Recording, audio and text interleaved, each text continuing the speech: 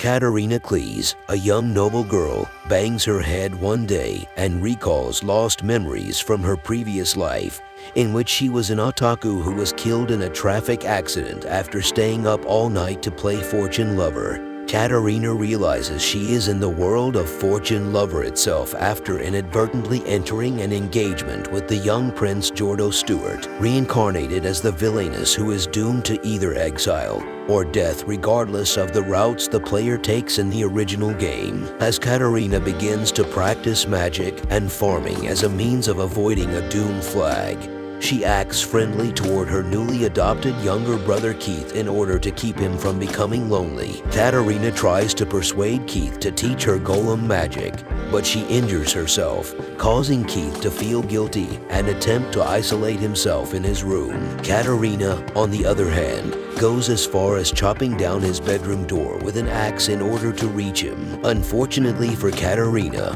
her mother discovers the broken door and drags her away to scold her.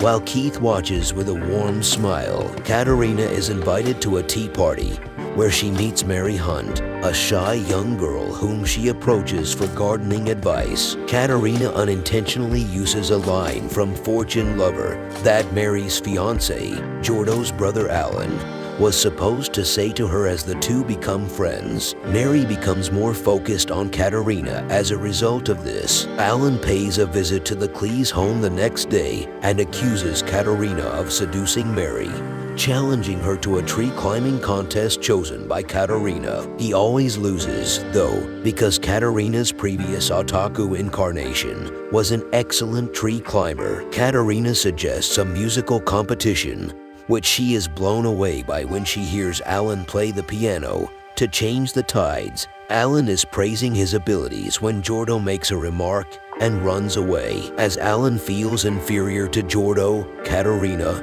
noticing his talent with the piano, shows him that even Jordo has weaknesses and that Alan should be proud of his own uniqueness and strengths, causing Alan's heart to begin healing. Katerina comes to the aid of the lovely Sophia Escart at a tea party hosted by Jordo and Alan after discovering she has read one of her favorite romance novels. Katerina, overjoyed to have found a companion to share her love of reading, quickly befriends the shy girl. Sophia is delighted when Katerina compliments her appearance, which is frequently insulted by others, and asks to be her friend when she visits Katerina's house with her brother Nicole, another love interest from Fortune Lover. Katerina then spends the day at Sophia's house, where she meets the parents of the siblings and learns about some of Nicole's charms. Katerina notices Nicole's love for his family, which others overlook, and delightfully praises it, causing Nicole to open up to her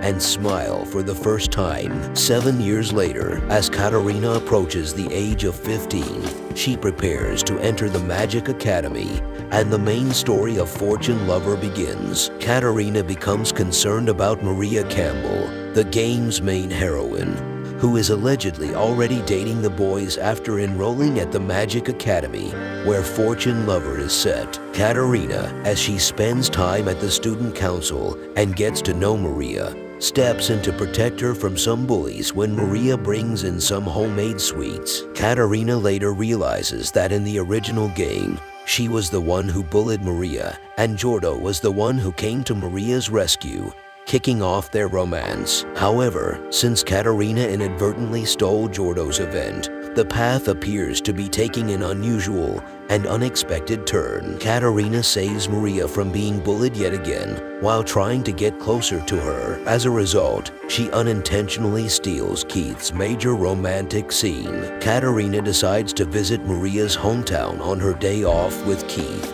where she meets Maria's mother. Maria's mother is relieved to find a true friend in Katerina after experiencing severe loneliness as a child as a result of false rumors about her being a noble's illegitimate child. Katerina's mother, on the other hand, is displeased to see her after discovering she had secretly been running a farm at school and is preparing to scold her. Much to Katerina's chagrin, Jordo plans to take Katerina to the lake for a date during summer vacation, but Katerina, misinterpreting the situation, ends up inviting everyone else along as well. Later, Katerina goes shopping with Sophia and Nicole, and she is taken aback by Nicole's unexpected advance. Following that, Katerina joins Mary in attending Alan's piano recital, in which it is implied that Alan has feelings for Katerina that he is unaware of due to Mary's interference. Katerina then tries to finish her summer homework before returning to school, as she has left everything until the last day of vacation. As she falls asleep that night, she recalls a conversation she had with a friend from her previous life. Sophia has a dream about Katerina's real-life friend, Atsuko Sasaki, who was deeply saddened by Katerina's untimely death and made a wish that when it was her turn to die,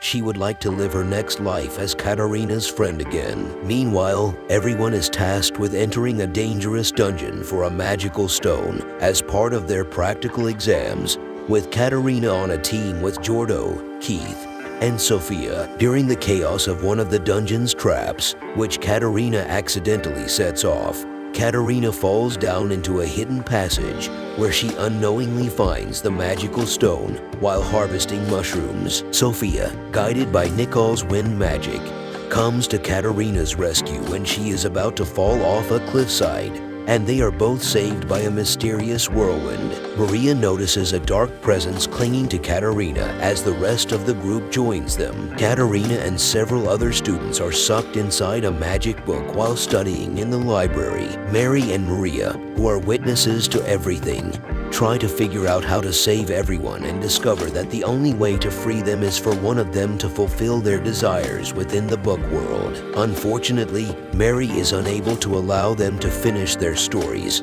because they all involve everyone hitting on Katerina. Realizing that none of the stories had involved Katerina's desire, the two allow a scenario to play out in which Katerina gets to eat as many sweets as she wants, a desire that proves too great for the book to contain, freeing everyone as a result. In the aftermath, Alan, whose story was the only one not read because Mary didn't want him to be aware of his feelings, discovers Katerina playing outside and joins her. They share an intimate moment while sitting atop a tree to watch the sunset, but it is cut short when Mary discovers them and rushes towards them to prevent anything from happening. Katerina and the girls throw a slumber party to celebrate passing their exams, and her maid, Anne Shelley, notices everyone's feelings for Katerina, which Katerina is unaware of. A flashback shows Anne, the daughter of a baron and his maid, being scarred in a fire that killed her mother and being deemed unfit for marriage by her father. When she first joined the Cleese family,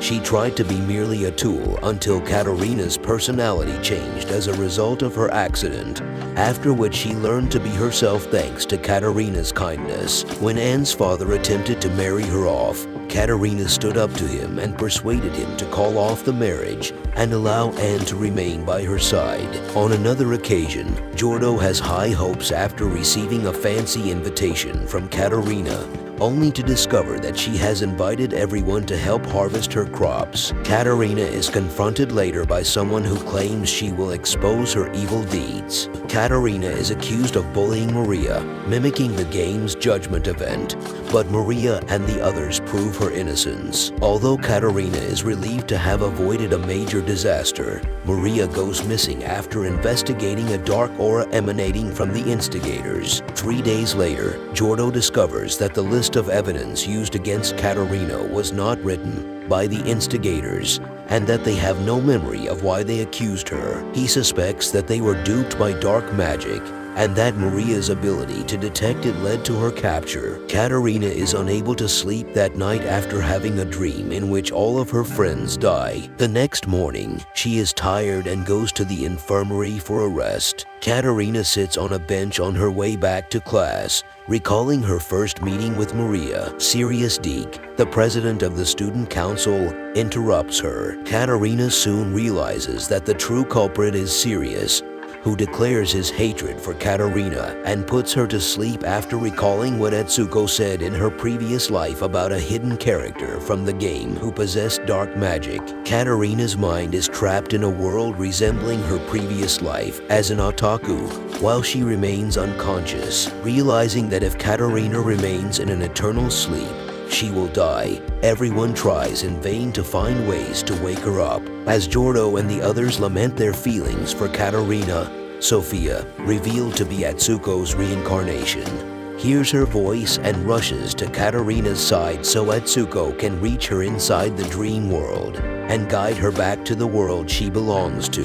Katarina learns where Maria is and joins the others in rescuing her and confronting Sirius based on Atsuko's parting words. Sirius, whose real name is revealed to be Raphael Walt, explains how Martianus Deke had a mage kill his mother in order to acquire dark magic in order to perform a ritual in which the real Sirius mind and memories were transferred into Raphael's body. She then murdered the mage in order to silence him. Raphael swore vengeance as he gained dark magic alongside Sirius memories, while still retaining his own. Raphael is reminded of his mother's kindness thanks to Katarina's assistance, and he eventually manages to drive out the mage who possessed him after his death. Raphael then leaves the school to atone for his transgressions, while Martianus Deke is brought to justice. Katarina is greeted with what she believes to be a friendship ending at the second-year graduation party, the setting of the game's final event in which Maria is supposed to confess